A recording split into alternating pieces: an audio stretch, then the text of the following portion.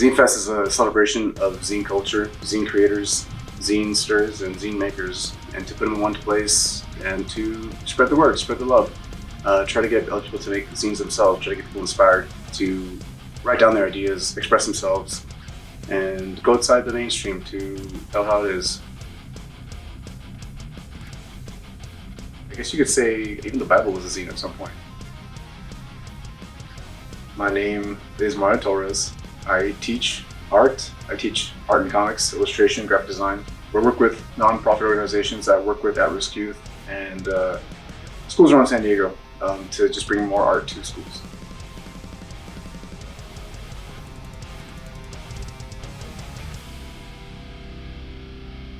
You have that bottle maybe pass with you? Do you? No, I can grab it. I don't know if it matters, but it's really loud. My art project is called The True Ego Death This Cleaves. A zine is a handmade, self-made magazine or comic or a pamphlet or some kind of printed word that you make yourself, DIY.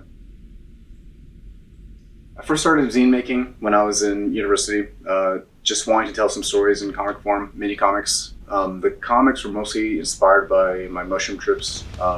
Whatever ideas I came up with, I would keep a sketchbook with me when I would trip.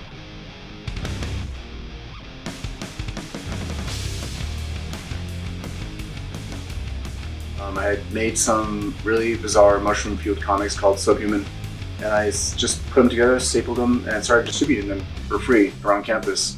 I got some interesting reception. People kind of told me I should have been covering local news and bands and stuff, but I wasn't really connected like that. I just wanted to tell my own gross stories and kind of go out to express myself in whatever vomit I had in myself. And from there, it just kind of blew up where I started making friends, collecting and trading zines with other people, other zine makers that I had found out about after I started distributing these things and trying to get the word out there, going to Comic-Con and letting them fly out of my hands that way.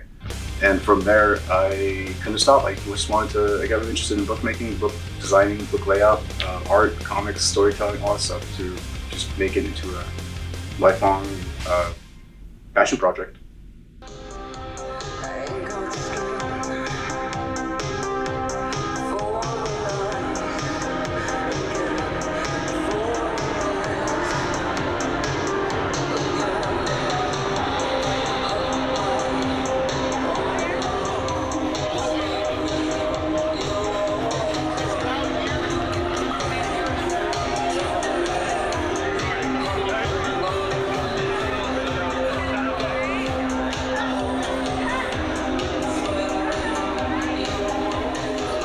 I was table next to it this year's Zinefest. They have all their zines are about social issues and trying to take action against the injustices of society, American society, and all their zines are free. All their zines are free to take, and they're all about just empowering people's minds, empowering people's hands to take action and do things. I think it's really important to have that around because I think the people in the forefront of zine culture are like the people who are dissatisfied with the way things are, who are usually very intelligent, and they try to bring new ideas forward and try to talk about things that maybe the mainstream will not talk about or that are inaccessible to the mainstream.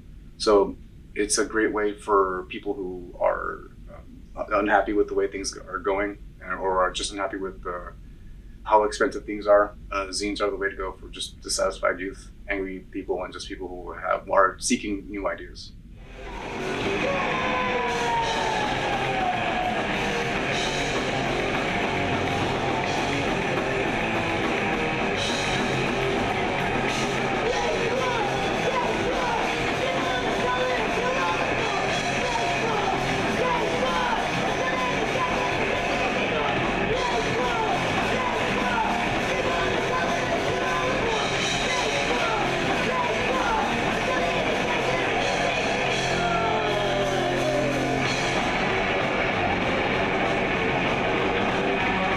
What I've noticed how people connect to it is how much it inspires them to do the same thing, to tell their stories and to be able to do zines and art the way they want to.